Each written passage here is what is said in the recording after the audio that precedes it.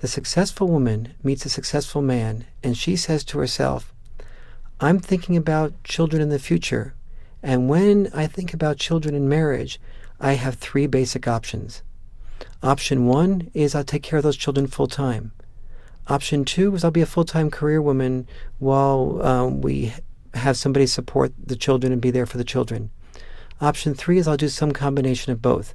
I'll maybe take off from work 6 months or longer, full-time, take care of the children full-time, go back part-time, then go back full-time, and then maybe for a second child repeat the cycle. She says, I have three options: work full-time, children full-time, juggle the combination of both. He looks at the world and a successful wife and says, if we have children, I have three different options. Option one, work full-time. Option two, work full-time. And option three, maybe work 2 jobs.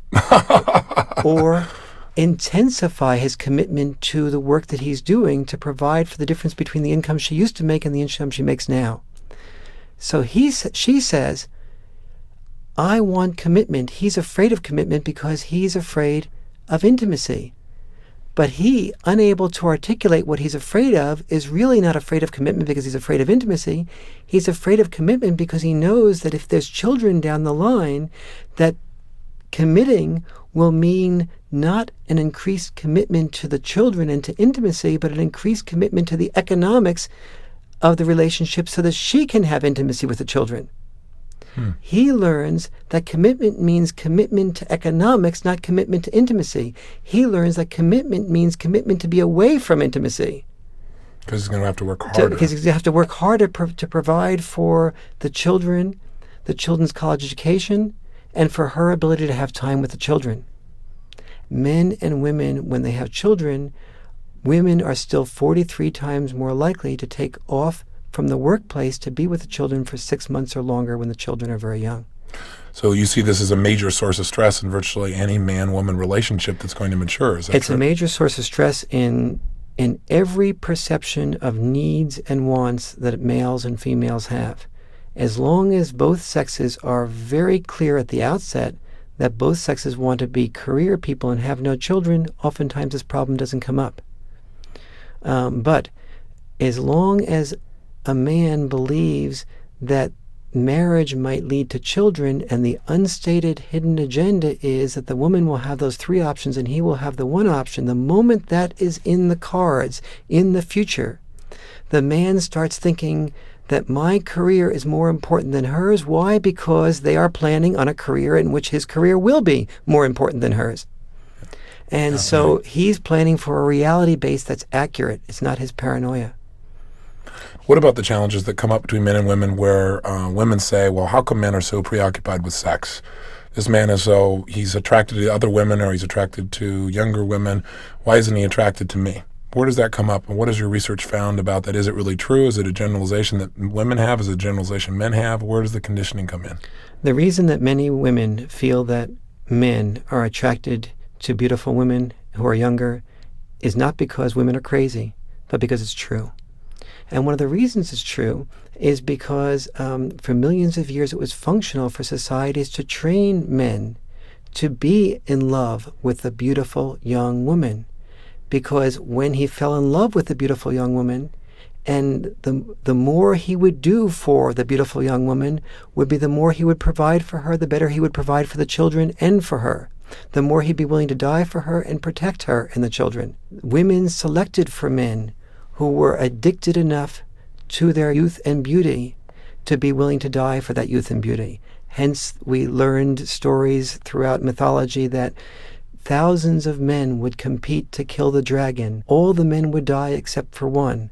The one man who lived would get the beautiful princess.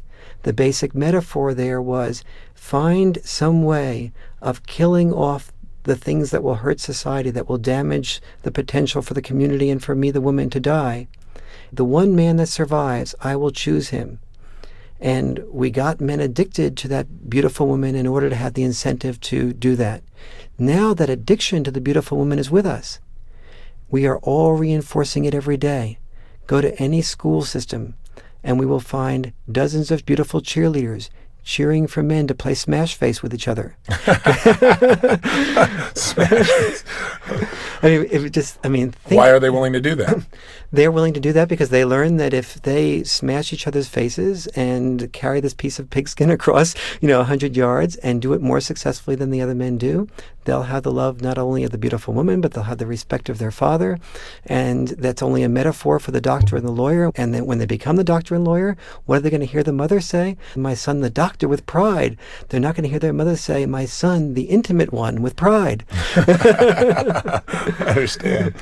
Now, what are some of the lessons that kids are learning? Let's go back to that. Let's say in junior high about the differences between themselves, between a young boy and a young girl. Here's how powerful the lesson is, and here's how unchanged that lesson is for the woman or man who's listening, who's an adult, and for your kids. I'll ask you to think about this as an adult, and I'll also ask you to hear that as you're thinking about this, that the same thing is true for the junior high school male and female today. If you're a woman, think of the man that you would have most loved to have asked you out to the prom, who was so out of reach for you that you could never even get his attention, much less get him to ask you out to the prom. Now, you may have been able to get the attention of every guy in your school. If you could, go to a school beyond. Go to some, maybe you couldn't get Robert Redford's attention. Go to some guy who you couldn't get to ask you to the prom. Now, think of who that guy was for a moment. I'll come back to you in a second. Guys, think of the woman that you would have loved to have asked out to the prom, but you feared that if you asked her out, she either would have said no or she would have said yes and grimaced. If you're thinking of the right woman, to this day you should know her name. And women, if you're thinking of the right men, to this day you should know his name. And if you're thinking of the right woman or man, to this day they probably don't even know your name. Okay? So now let's go back to the woman and the man. Women, think about whether the man that you were thinking of was good looking. The chances are about 95% that he was good looking. Think about whether he was some sort of performer or another. Was he a jock? Was he a leader of the student rebels? Was he successful on campus? Was he older and sort of, you knew he had potential? Did he have no direct success, but you knew this guy in a few years had career potential? The chances are he fit at least one of those categories. Or he was a leader in some way. He was leader. Maybe an anti-hero. Yes, an anti-hero, leader of the rebels. He had the biggest car. He was driving around, like he in some way performed, stood out, had the indicator of being some type of master of his environment performer. Okay? Men, think of the woman you were most wanted to ask to the prom. The chances are fairly good that she was beautiful, very attractive. But when I ask you the question, think about whether she was a jock, best football player, the chances are, you'll laugh. If I ask you whether she was a student body president, the chances are about 10% that you'll say yes. If I ask you whether you knew that she had career potential, the chances are you'll draw a blank and you'll say, I just don't know either way whether she had career potential or not. Now, the invisible curriculum that we got and that our kids are still getting is this. The woman learns that if she's beautiful, that she can be a man's first choice. The man learns that if he's only handsome or beautiful, that's a prerequisite to being her first choice, but it isn't enough for being her first choice. The young boy learns that for him to be good looking as she, is not enough to be the woman's first choice. In addition to being good looking, he has to compensate for his powerlessness by being both good looking and also some form of future potential performer or success. He also learns something very different. That if he's going to ask her to the prom, he better damn well not go up to her and say, I'd like to ask you to the prom, Dutch treat. Or she's maybe going to feel hurt and insulted.